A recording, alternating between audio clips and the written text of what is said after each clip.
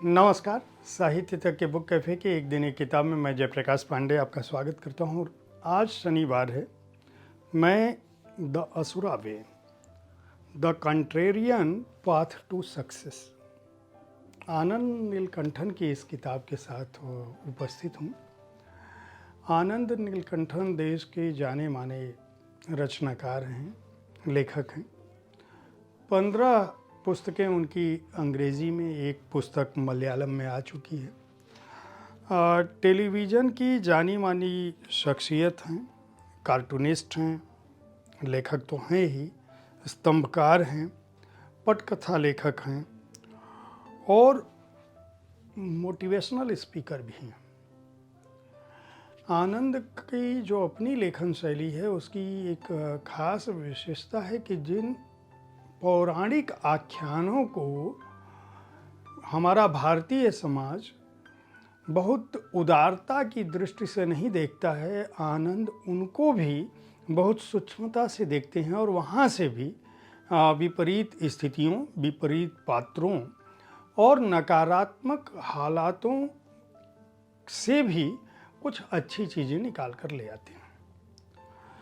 सफलता का जो विपरीत पाथ रास्ता हो सकता है वह असुरों के रास्ते से कैसे गुजरता है, इस कृति में उन्होंने यही बात समझाने की कोशिश की है।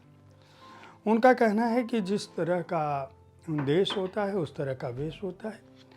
क्या आप अपने चारों तरफ के वातावरण को देखकर यह नहीं पाते हैं कि जो लोग झूठ, फरेब, हिंसा और तमाम तरह की गलत और नकारात्मक गतिविधियों में व्यस्त हैं, वह समाज की दृष्टि में हर तरह से सक्षम है। यह आप कार्यस्थलों पर देख सकते हैं, उद्योग धंधे में देख सकते हैं, व्यापार में देख सकते हैं, यानी जीवन के हर क्षेत्र में वह व्यक्ति जो तमाम बुरी आदतों, बुरे व्यवहारों का शिकार है या उन्हें अपने हथियार के रूप में इस्तेमाल करना जानता है, वह सफल है।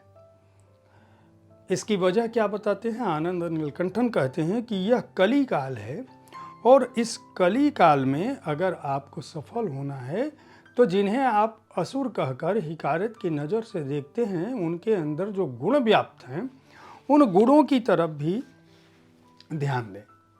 और फिर वह शुरू करते हैं कि दरअसल जो भारतीय धर्म परंपरा में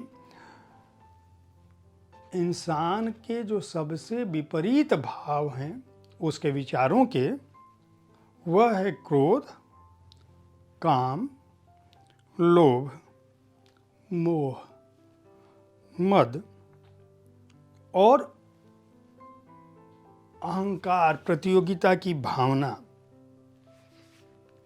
उनका कहना है कि ये जो 6 जिनको हम नकारात्मक दृष्टि से देख रहे हैं, दरअसल आप इनको अपनी ताकत बना सकते हैं। और फिर यहाँ पर आनंद नीलकंठन हमारी कथा भूमि के जो पात्र हैं, बड़े बड़े पात्र, उनकी बात करते हैं।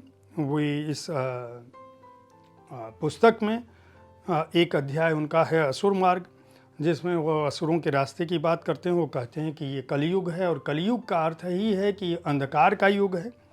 उनका कहना है कि धर्म के हिसाब से जो मनुष्य का शत्रु है, ये जो 6 बातें हमने कही है, उसे आप किस तरह से अपने पथ में ला सकते हैं और उसे उस पथ पर चलकर किस तरह से सफलता अर्जित कर सकते हैं। फिर वो उदाहरण देते हैं। वो कहते हैं कि भगवान कृष्ण ने भी क्रोध किया था और वो फिर कृष्ण और सांबा की कहानी कहते हैं, भीष्म की कहानी कहते हैं, दुर्योधन की कहानी कहते हैं। वो कहते हैं यहाँ तक कि भगवान राम ने न केवल जाबाली पर बल्कि कौवे पर, समुद्र पर भी गुस्सा किया था। भगवान शिव ने तो अपने पुत्र तक पर गुस्सा किया था। और जिन जीसस क्राइस्ट को इस बात के लिए उद्धृत किया जाता है कि वह उदारता के और दयालुता के प्रतीक थे, उन्होंने भी गुस्सा किया था। और इसका उदाहरण देते हैं हम। वो कहते हैं कि संतों तक के गुस्सों की हजारों कहानियाँ, सैकड़ों कहानियाँ भरी पड़ी हैं भारतीय कथानकों में। तो इसका तरीका क्या है, इसका निष्कर्ष क्या निकालते हैं? वो कहते हैं कि चाणक्य ने जो है अपने अपमान और अपने क्रोध को सही ढंग से सही दिशा में नियंत्रित किया था और अपने गुस्से पर कंट्रोल किया था।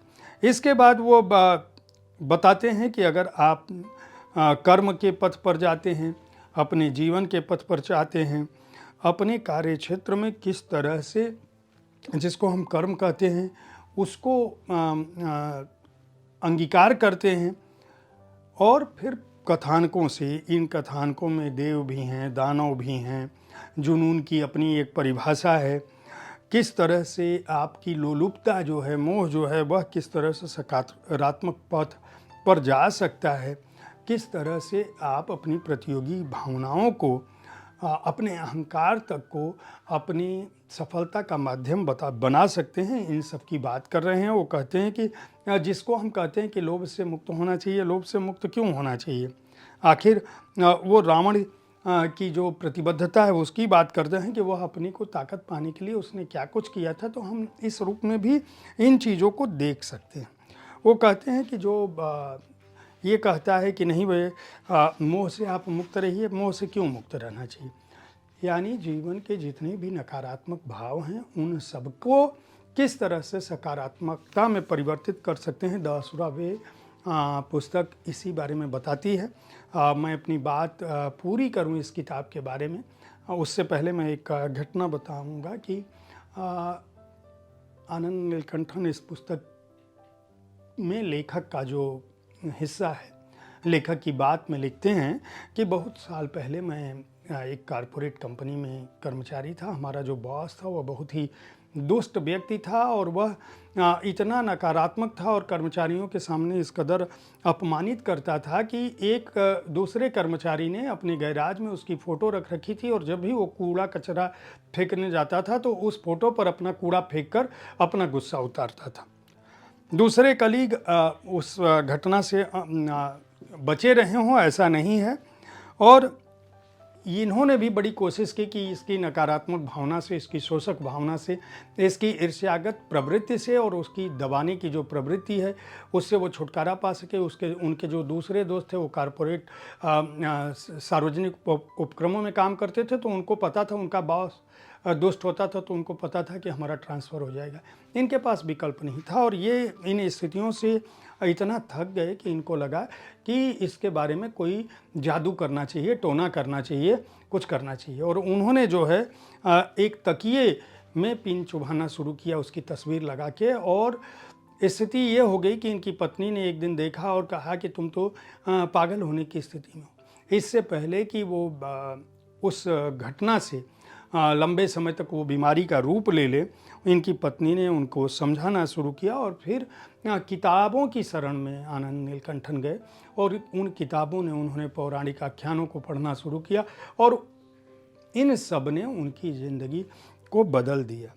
आज आनंद नीलकंठन जो जीवन जी रहे हैं वह किसी भी व्यक्ति के लिए ईर्ष्या का द्योतक हो सकता है। बहुत सारे धारावाहिक उनके टेलीविज़न पर चल रहे हैं, सिया के राम, अशोका, महाबली, हनुमान। इसके अलावा बहुत कम लोगों को पता होगा कि एस राजामौली की जो फिल्म थी बाहुबली की, उसकी ट्रायोलॉजी का प्रीलॉग आनंद नीलकंठन ने लिखा था।